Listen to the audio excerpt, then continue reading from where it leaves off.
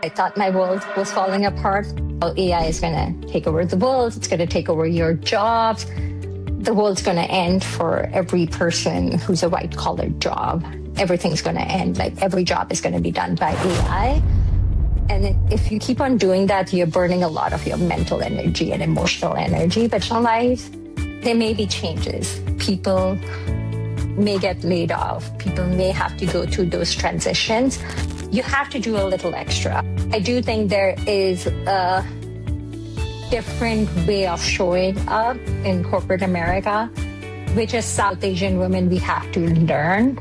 So that is one of the biggest challenges that I think, or I have seen people go through. People don't see it, and it's not very easily recognized until you go through it, and you yourself do not recognize it for a very long time.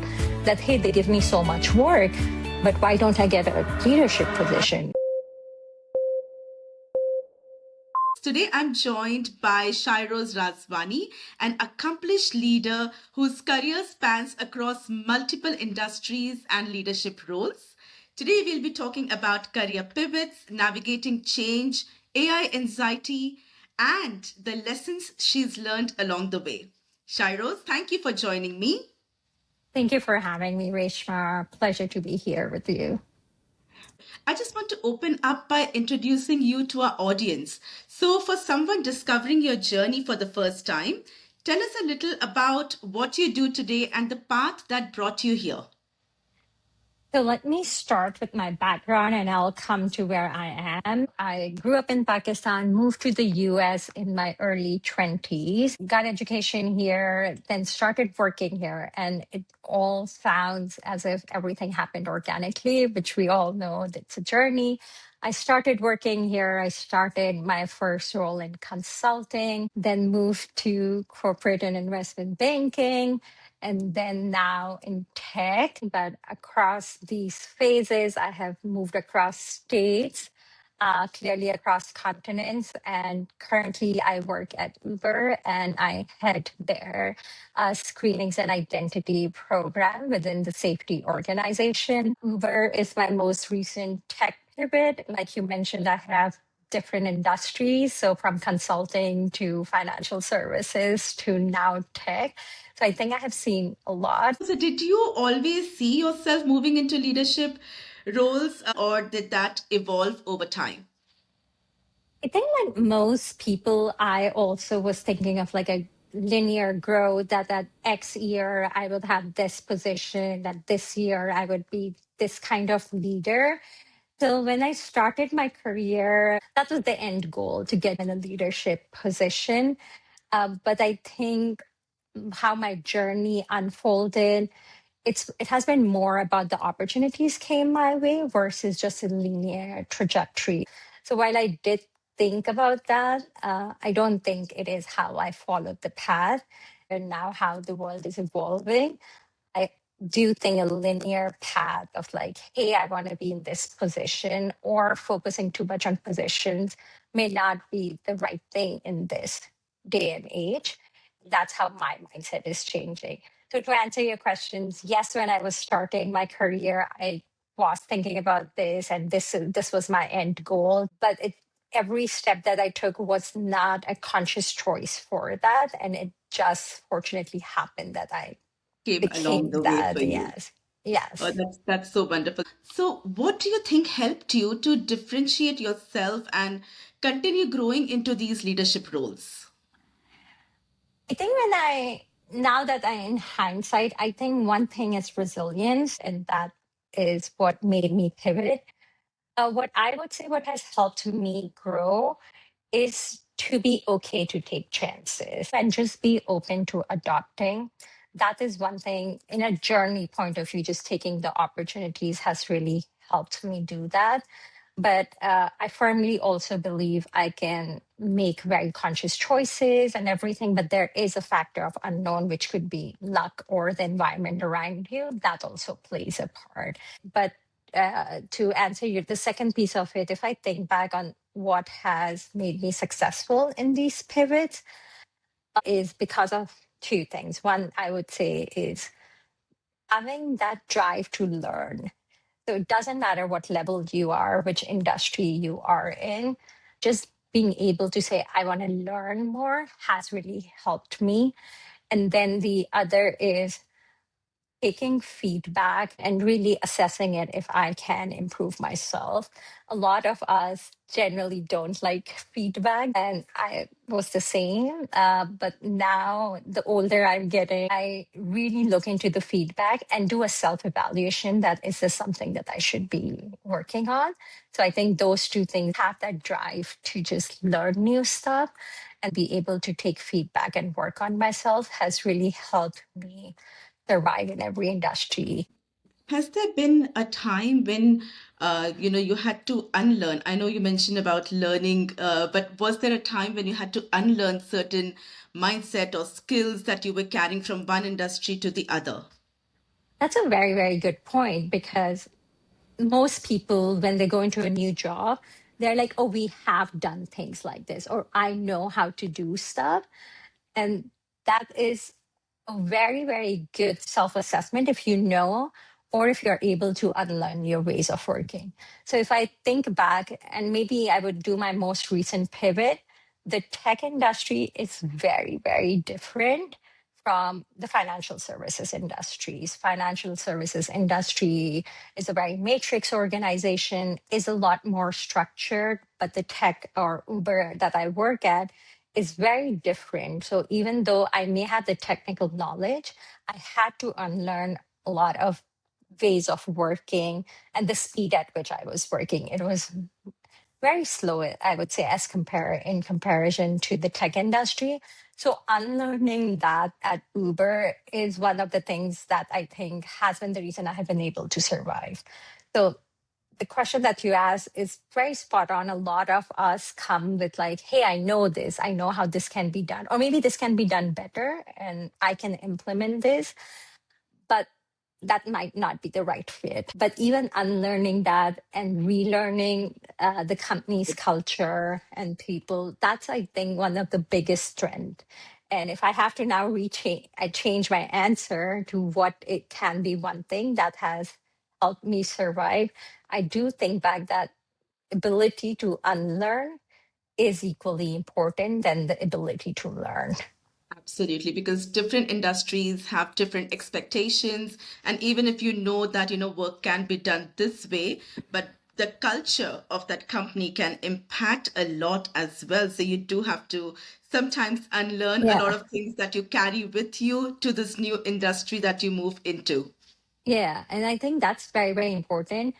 Just start as like, I don't know anything. And then you can bring your experience in. It's a very delicate balance because at one time you want to tell people to be like, don't forget you're bringing so much value and you were hired because we saw so much on your resume that you can bring and add value to. And on the other side, I'm still saying that unlearn some things, adopt to the culture first and forget everything. So it's a delicate balance. Your technical skill is not going to go away. I promise you that. And you can always add with that. But understanding the culture or unlearning your ways of working would do wonders for people. Absolutely. I just want to touch very briefly about another point that you mentioned in regards to feedback. So, what was the early feedbacks when you started your career that you got and you took it very positively that you may have improved and how you did that?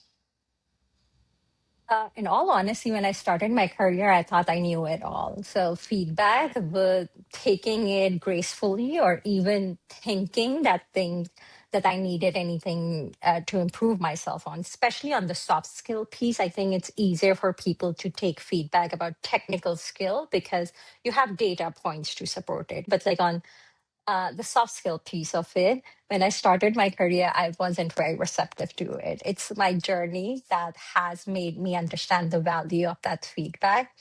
So, one feedback that I did get is about communication. And I do think that is a very, very valuable feedback for South Asian women. I think there is a certain way we are raised and how we show up, which is like you're going to conquer the world kind of mindset. But one of the feedback that I got was like communicating in a story like manner or providing a narrative so that people are more bought into what you're saying versus either going too in detail or not going in enough detail or just communicating without any emotion.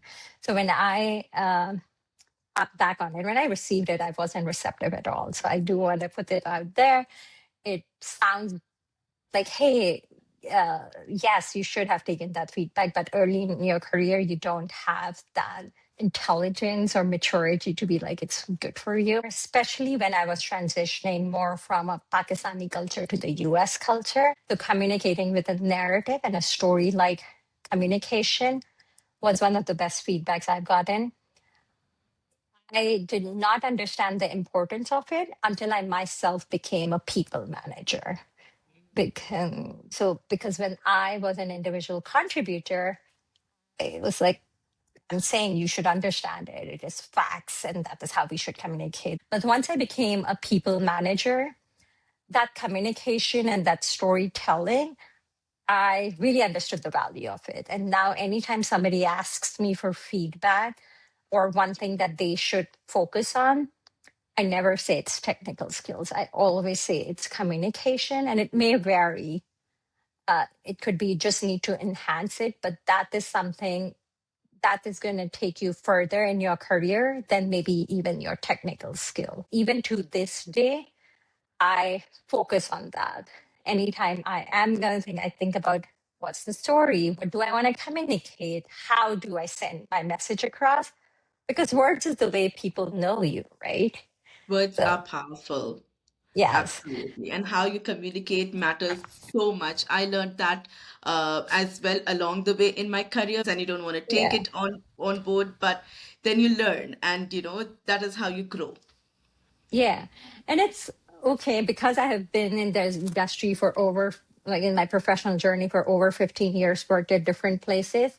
I would also say to people, if you didn't take feedback, it's also not the end of the world. Start today. It's never too late. You can start working on yourself today.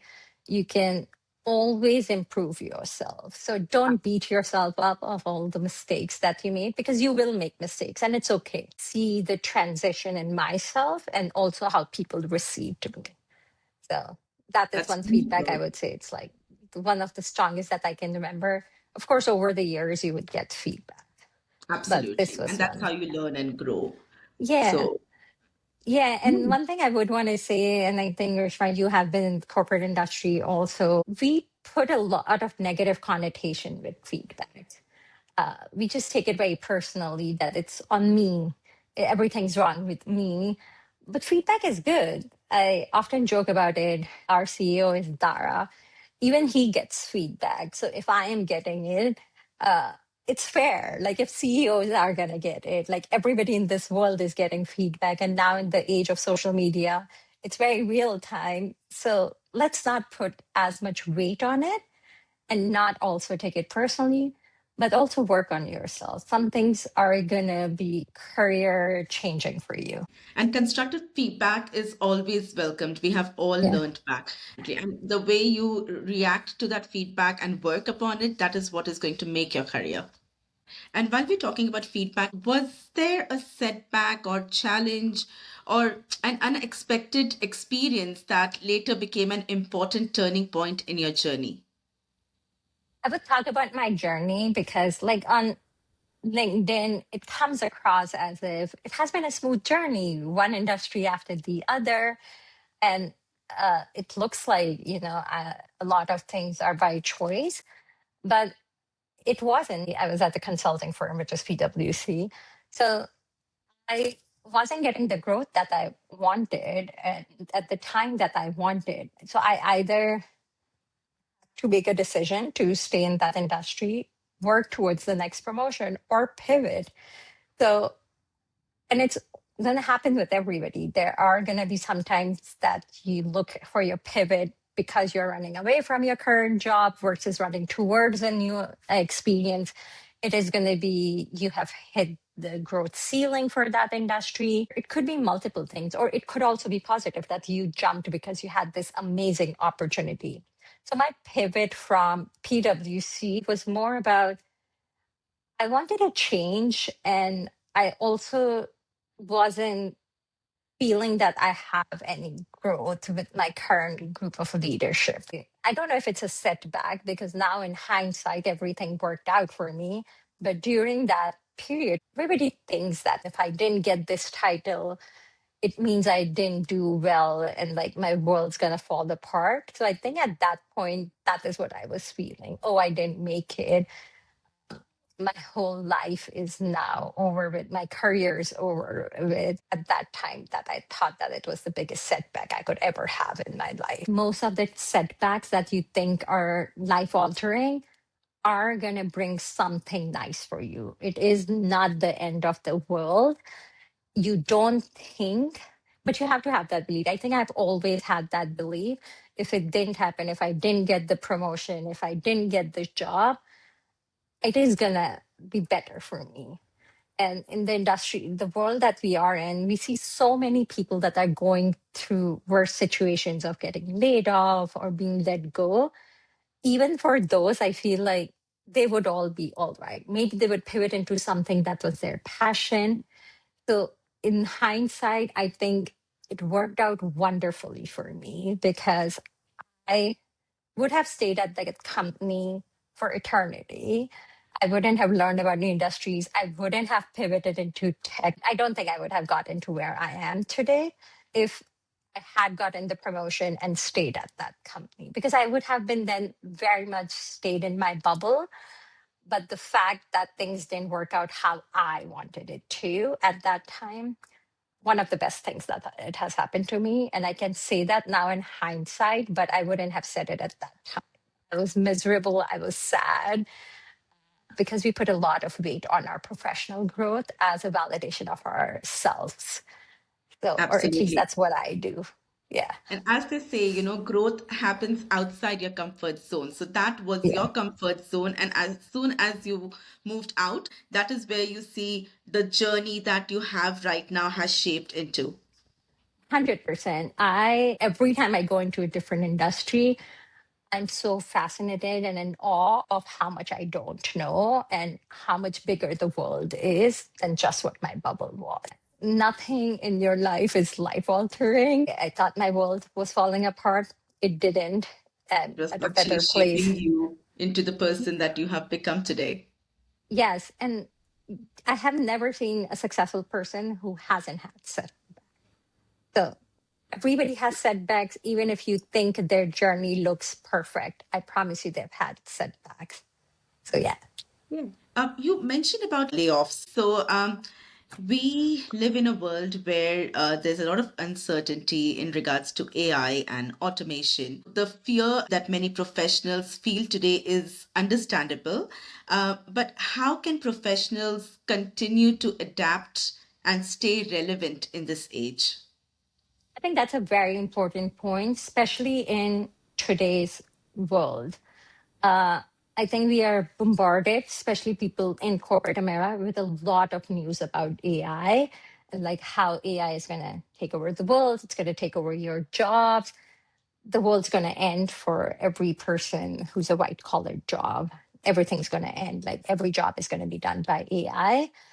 And that rightfully so does create a lot of anxiety of like, what's next? What's my future going to look like? How I am dealing with this is I am looking at the AI transition and I'm comparing it like to two things. The .com bubble. Of course, I wasn't in corporate America. At that time, everybody was like, everybody's jobs are going to go away. The world's going to end. And then I also think when Microsoft Office came about. So prior to that, everybody was doing calculations, but Microsoft Office could do calculations at a scale that you couldn't do so fast.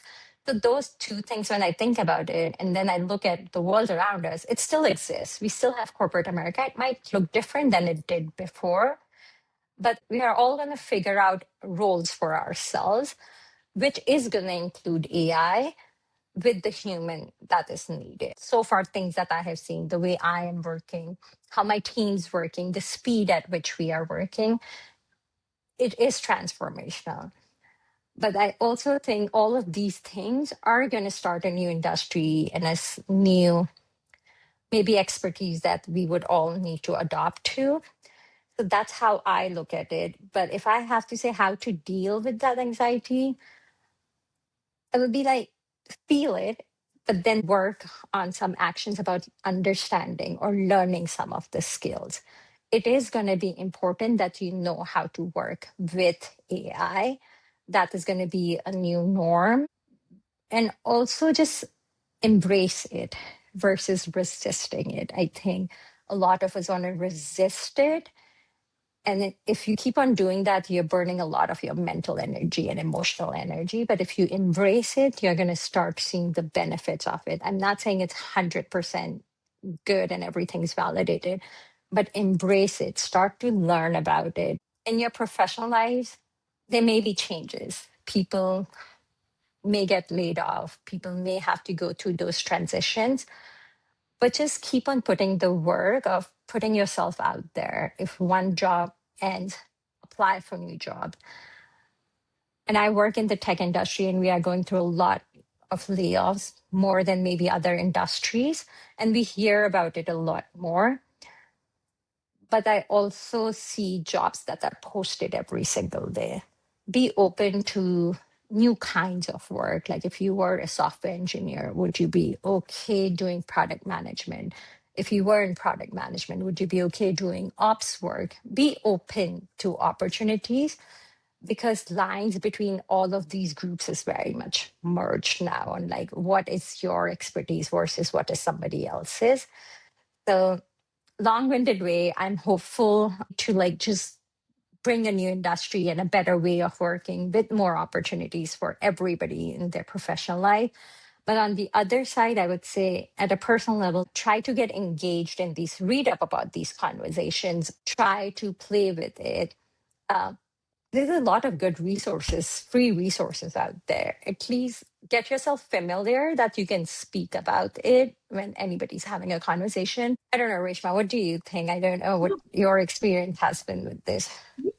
See, I worked in the corporate for 15 years, but I do see that, AI is not just limited to corporate. It is everywhere. All industries are adapting the new ways of working with AI, be it the hotel industry, food industry, or any industry that you go to. So it is definitely a blessing also, but it's how you take it and how you adapt it. And that was my next question to you as well. So what skills and capabilities do you think that people need to learn at the moment to live in this AI era? That's a good question. I think AI is just doing things that we all were doing at a massive scale. You have all the information at your disposal. All of this feels like it's new, but it is more information, faster processing, and a lot of things are faster. So it's not new stuff. So try to first understand what it is versus just being scared of it. The other thing is, I would highly recommend, if you have the resources, to experiment a little more than just the search functionality of these AI tools, like all of these, what Claude has offered, Codex offers us. Go beyond just the surface level. If you can have a mini project for yourself, and it could be something you're interested, like music might be a thing you're interested in, have a project that you want to use AI to improve. What that is going to do for you, it is going to help you understand AI to speak about it. So if you do a project, you would run into roadblocks. You could trust her to deliver. So that's always going to happen. But there's this other piece of it, it's taken for granted that, of course, they would do it. Of course, they would deliver. So those are some of the things that I think I, in my journey, have navigated, is to do good work, but not be taken for granted for that. So are you saying Yeah. that the expectations that are from South Asian woman is different to that from the other women or men for that matter as well? I don't want to generalize this, and that's what I'm saying. I'm saying for my experience, we have been put into that bucket of people who would execute very well and maybe are not as are the first time you're looked at is not looked at as a leader. You're looked as somebody who's going to execute. So I think when people see people, there's an innate kinds of categorization, right? And it is by history of everybody speaking about like this is what they're good at, like Asian people. We put them in buckets of like, oh, every Asian person is going to be really good at math and is going to be really smart about it. Engineering, right. Yeah. And say similar for South Asian cohort, and that they should be good at math and would either be an engineer, doctor, lawyer kind of categorization. But if you add a woman on top of it, it is like you're going to be good at this, but you're also going to take on additional responsibilities, which may not be part of your job description and be okay with it. So I think the first thing in my experience is as a South Asian woman, you're looked as a doer and not a leader. So that is one of the biggest challenges that I think, or I have seen people go through.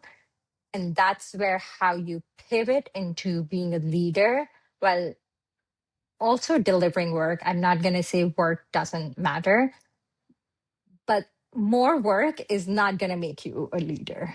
So there's a separation into that. More work is still going to put you in the doer or better doer category. So you have to show up in a way that you're looked at as a leader. And that I think is one of the things which is the hardest. And people don't see it and it's not very easily recognized until you go through it. And you yourself do not recognize it for a very long time that, hey, they give me so much work, but why don't I get a leadership position? Or why am I not looked at when they're doing promotions or people management, etc. So you also don't have that awareness of it, that you have been put into this bucket of doer and not a leader. So it was my light bulb moment. And that's where you have to bring yourself or show up at work as a leader who can not only deliver herself, but can be a strong leader that can make others deliver.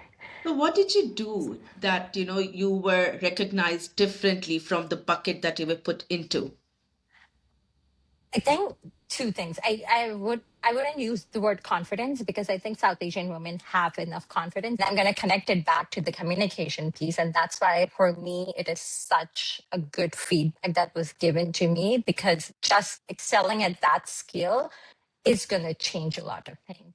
So as South Asian women, I would say like just showing up in meetings and communicating your point of view without waiting on permission to communicate, or putting your opinion out there, but being very mindful of how you put your point of view across. Be it like something very critical that you're speaking about, something very contentious you're speaking about, but just how you're putting it out there is going to do a lot of changes. And there isn't like a blueprint for it. In some industries, being a little more aggressive is going to work. In some industries or some cultures, it would be like how soft spoken you are. So you would have to understand your audience and adapt to it.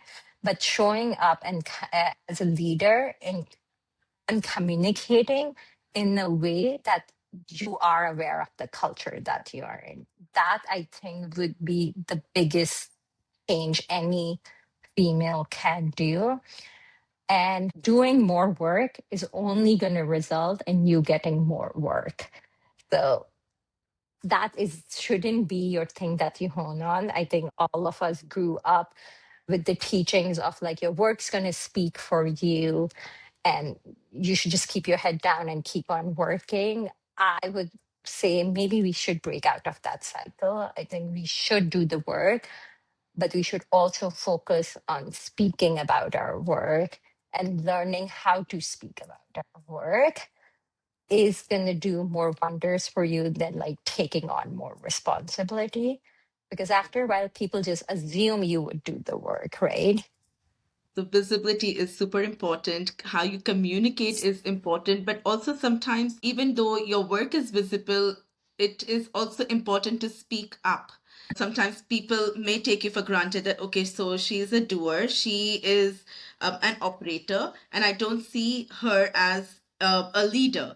So sometimes you have to have that open conversation with your manager or whoever is next in the hierarchy, that you're working towards this. What else can you do to rise in this position? So sometimes Yeah. to talk about that is also very important, and I say this from experience. So there was a time when I was working a lot and I wanted my manager to see that I'm taking on extra work, as you mentioned, but that did not take me anywhere either. So it was Yeah. important for me to have that one-on-one conversation also, and make the manager understand that, I'm doing it because I want a certain promotion. I'm looking to grow in my career and Yeah. I think I'm ready for it. I'm working towards it. What else can I do that, I will be promoted to be a leader?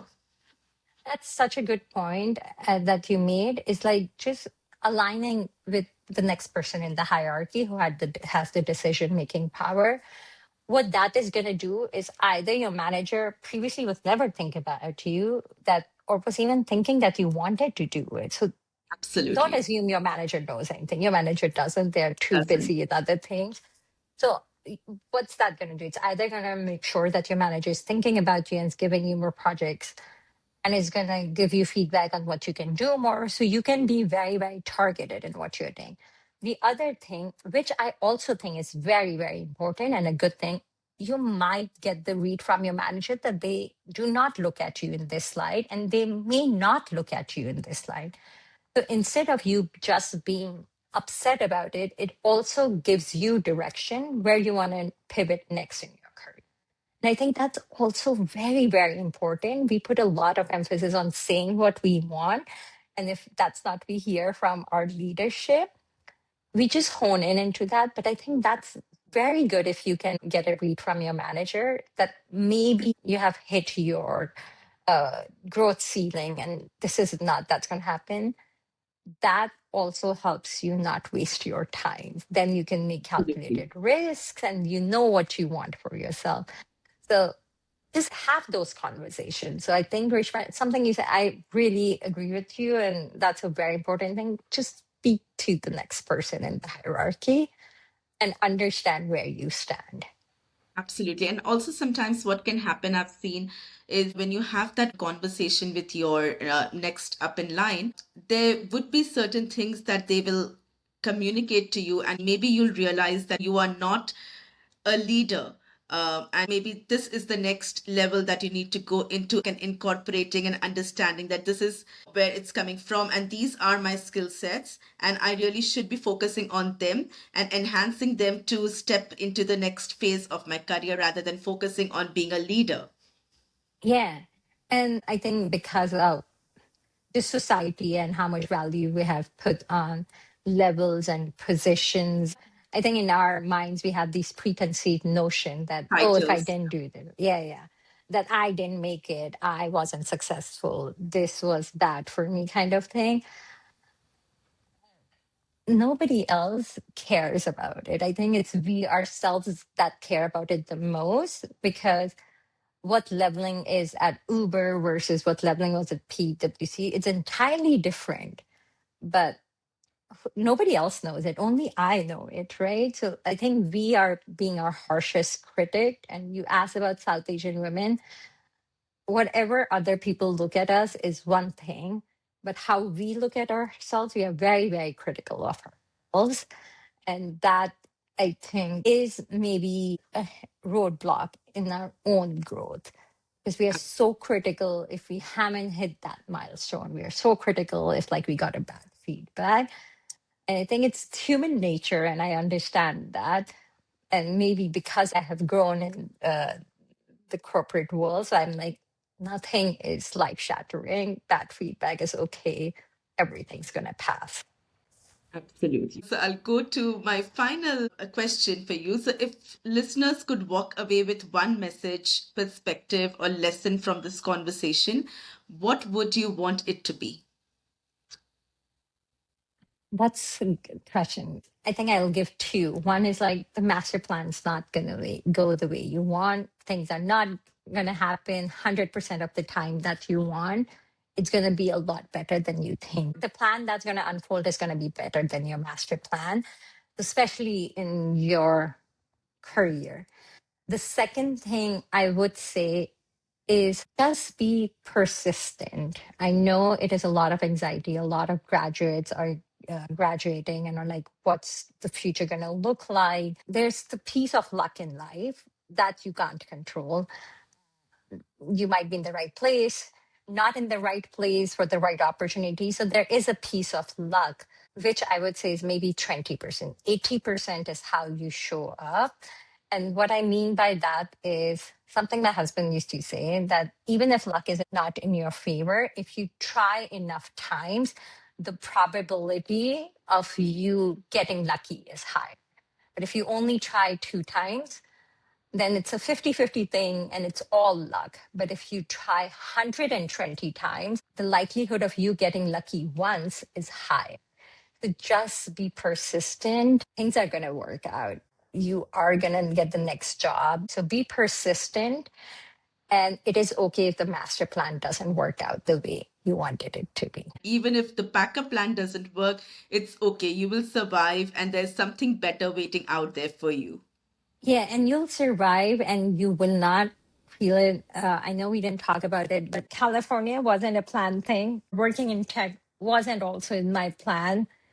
And it just happened. And Life that's came how along life the way. unfolded. Yeah, Yeah. life unfolded. And I'm glad it unfolded the way it did because I've learned so much. And not just the career growth, but just the learning and the ability to work with smart people and to see things every single day has been a blessing. So I do want to say to your listeners, anybody's LinkedIn journey that you are looking at, it might look perfect. It never is. In all the things that they have gone through, it is a lot than just whatever LinkedIn shows you. And now I'm saying it by my own experience that there are going to be a lot of ups and downs, but it's okay. You're going to be fine. And I can say it because of my own experience. Wonderful. Thank you so much, Shyros. That's all that I had for today. Thank you so much for joining me.